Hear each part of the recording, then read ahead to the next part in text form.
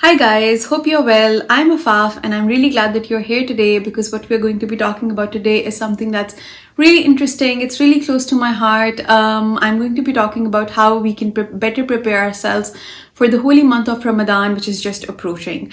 I'm going to share some tips and tricks with you on how to prepare yourself spiritually for the month, how to prepare your house, and also how to prepare some of the nutrition items which you will be needing throughout the month. So let's get right into it.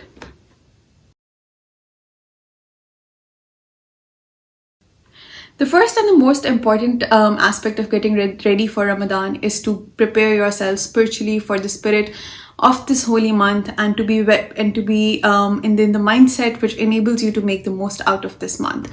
So there are some ways in which you can better prepare yourself spiritually. The first thing that I actually do is try to read a book which would put me in the mental space that I need to be in for the month. So for example, this time around, I'm reading this book which was gifted to me by my one of my cousins. I never got around to reading it, but now that I have the time and now that I want to prepare myself for this month, I have started reading it. It's called Muhammad Sallallahu Alaihi Wasallam by Martin Lings, and so far I'm actually loving the book. We'll share more reviews on it later on.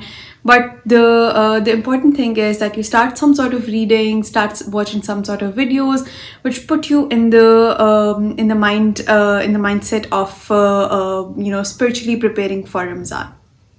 The second point in spiritually preparing yourself might seem very obvious, but I think this is something that some of us do struggle with, and that is starting to pray regularly.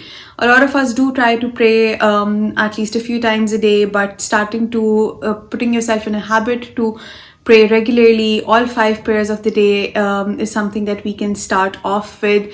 I think it's very important for us to start doing that. Of course, it's important for us anyway, but in order to prepare for the month, it's better if we start building the habit a few days before Ramadan, so that we are actually it's not very hard when the month actually arrives, and we are in a better position to be forming the habit of praying all 5 prayers. The third part of preparing yourself spiritually is actually planning to do what you're going to be doing in Ramadan beyond your regular prayers. So for example, if you're going to be following a series on YouTube, if you're going to be following if you're going to be reading the whole Quran, if you're going to be going through the translation of the Quran, or if you're going to dive deeper into some of the specific surahs that you've chosen for yourself.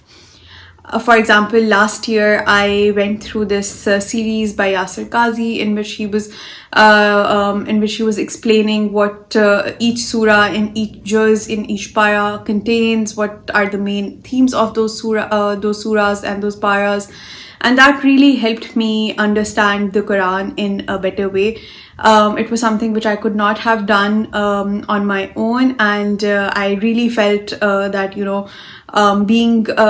going through these surahs during the month of Ramadan helped me build my understanding and helped me utilize the time which I had in Ramadan better.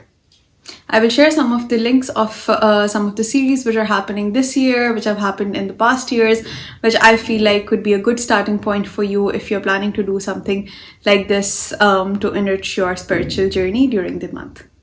The fourth part is actually something that all of us can do. I know a lot of us aim to finish the Quran recitation at least once during the month, and it can become really difficult when you have a lot of the things going on in parallel. You have your work, you have to manage your house. What you can do is actually you can start the Quran recitation a few days in advance so that you get a head start, and once the month starts, you already have covered some of the Quran, and even if you miss a few days, or even if your speed slows down during the month, you're not lacking behind and you are still able to finish the Quran during the month of Ramadan.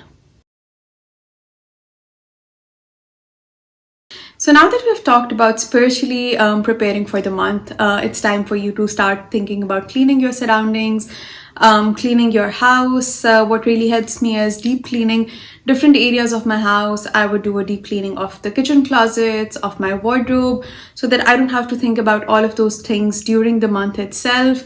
There are no unneeded distractions, and I would, just start the month with a very clean house.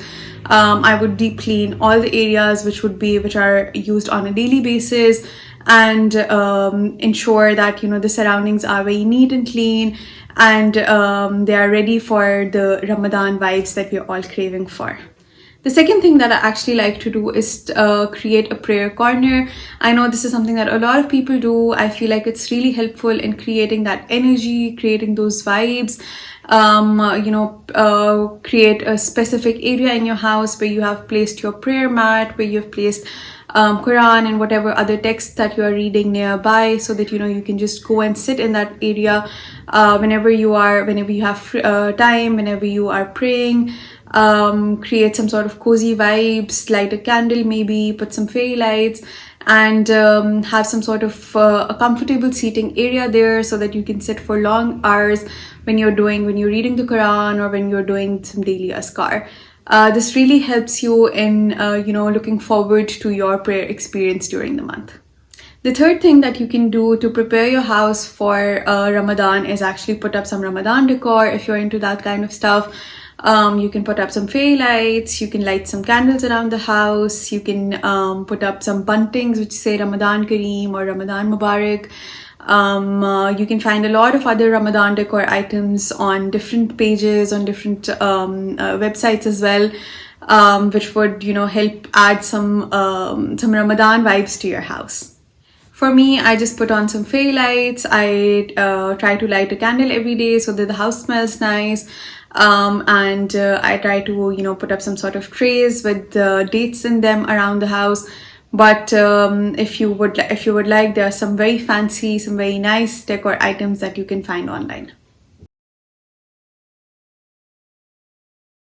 The last thing that I actually wanted to talk about is to better prepare yourself for nutrition, and prepare some of the things that you would be needing in the kitchen during Ramadan, so that you don't have to spend a lot of the time doing those things when the month actually arrives. The first thing that I suggest you do is arrange frozen items. If you're into rolls, samosas, prepare them in advance, or arrange them in advance. If you're getting them from somewhere, make sure that your freezer is nicely stocked with those items, so that you don't have to spend any time on those things during Ramadan. The second thing that I like to do is create a pakora mix. I can share the recipe in the description. It really saves some of the time on a daily basis. It's really convenient. You just pour the pakora mix in vegetables and your pakoras are ready to go. Another thing that I really like doing before Ramadan is marinating some of the meat options and storing them in the freezer, so that on a daily basis I just have to pull out a packet of a marinated chicken or marinated meat and create sandwiches out of them. Or for example, if I want to have chicken tikkas in Iftar that evening, you just have to put them in the air fryer, and that's about it.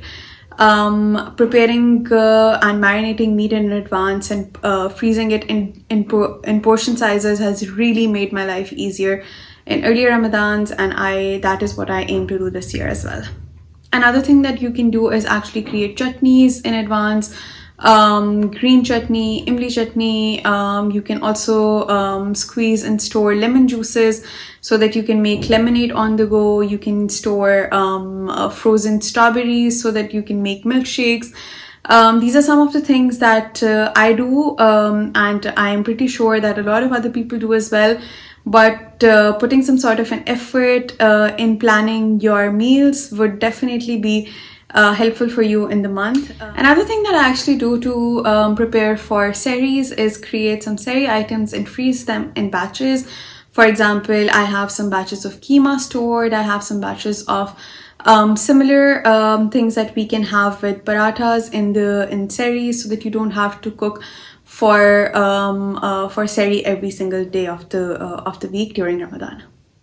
So yeah, these were some of the tips and tricks that I use to prepare myself spiritually, prepare my house for Ramadan, and also do some of the meal prep beforehand. I really hope that you have a very spiritual, a very blessed month ahead. You're prepared for it when it arrives, and you're able to make the most out of it, inshallah. Thank you so much for watching the video. Do let me know if this was helpful and if you'd like me to create similar content in the future. Until then, bye bye.